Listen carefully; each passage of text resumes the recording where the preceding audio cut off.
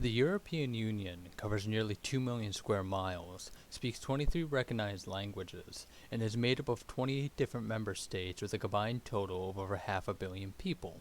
With such a large and diverse area, representing all of those people through things such as the design of the euro is vital for the people to see themselves and their culture as adequately represented. So why does a country as diverse and culturally distinct as the United States of America feature exclusively old white guys who have been dead for at least 100 years on its currency? Again, looking at the euro, we see designs evocative of a pan-European culture more so than any notable figures. So why don't we attempt something similar? What if we replaced the current faces on the dollar with icons of American culture? In order to meet the parameters of this assignment, it would be best to focus on only one of these icons and who they should be replacing, that being Rosie the Riveter, rightfully usurping the position of Andrew Jackson on the $20 bill. Before diving into detail, it would be best to give a brief overview of why Andrew Jackson is unworthy of his position on the $20 bill. First, he got rid of the Bank of the United States. Second, he is a dictator who overused his executive authority. And third, what's the word? Oh yeah, killed people. Firstly, the bus, or more specifically, the Second Bank of the United States. This bus was the second federal bank established by the United States government with the intention of upholding the nation's credit. Whether or not the bus should have been dissolved is open to much debate, but the manner in which it was dissolved under Jackson was a travesty. Despite the Supreme Court ruling it constitutional, the Jackson administration did everything in its power, and many things outside of its power, to destroy it. This led to what was called Jackson's Bank War, as he attempted to strip the bank of all its powers. After much infighting within the government, the Second Bank of the United States was incorporated as a private bank under Pennsylvania law, leading to the Panic of 1837. The usefulness of the Second National Bank has long been debated by historians, but is it not at least a little bit ironic to feature the president who notoriously went after the idea of a national bank on federally minted currency? During his time as president, Andrew Jackson treated the position as one of supreme unitary executive power as opposed to a position bound by checks and balances. One of the most egregious examples of Jackson's overstepping was the previously discussed matter of the Second National Bank and a subsequent veto of a congressional plan to recharter the bank. Jackson overused the veto power to such an extent that most political cartoons of the era compared him to a king. Jackson, to many people, both during his lifetime and today, represents the unchecked and unbalanced power of the federal government. His name is synonymous with tyranny and monarchy, so why have we decided to honor him by printing and circulating 8.9 billion of his portraits around America and the world?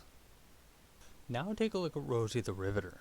Her image has been used to represent not only the resolve of the American people in times of hardship, but also the power and importance of women in America.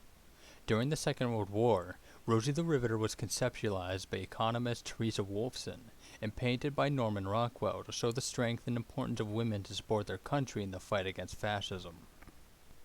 As America's able-bodied men were in Europe and Japan, fighting for freedom from oppression under fascist imperialist leaders, the women of America built all manner of equipment and weaponry. From aircraft to ammunition, the will of women in the workforce was indomitable, and this was represented by the image of Rosie the Riveter.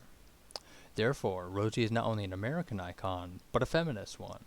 If we're going to immortalize a symbol, an idea, an icon, should it be one that represents everything wrong with the federal government, or one that exists to show the power and resolve of women in America?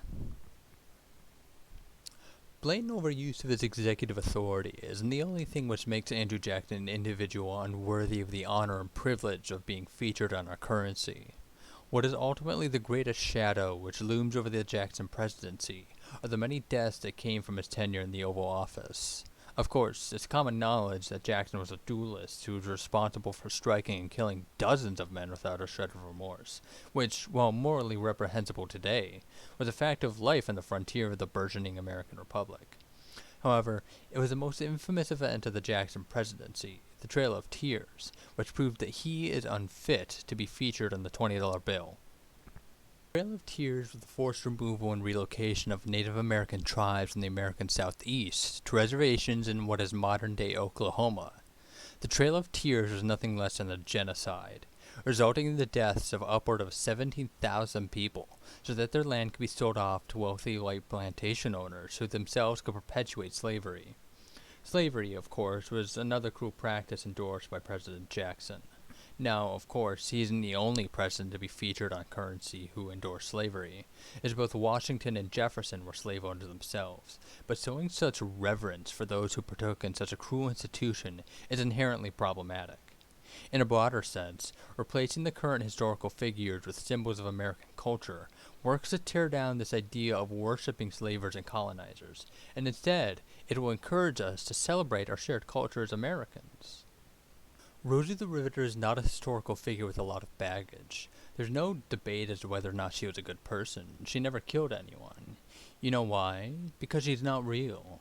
Like the bridge of the euro, she represents all of us to an extent. And that is why she belongs on the $20 bill, more so than President Jackson.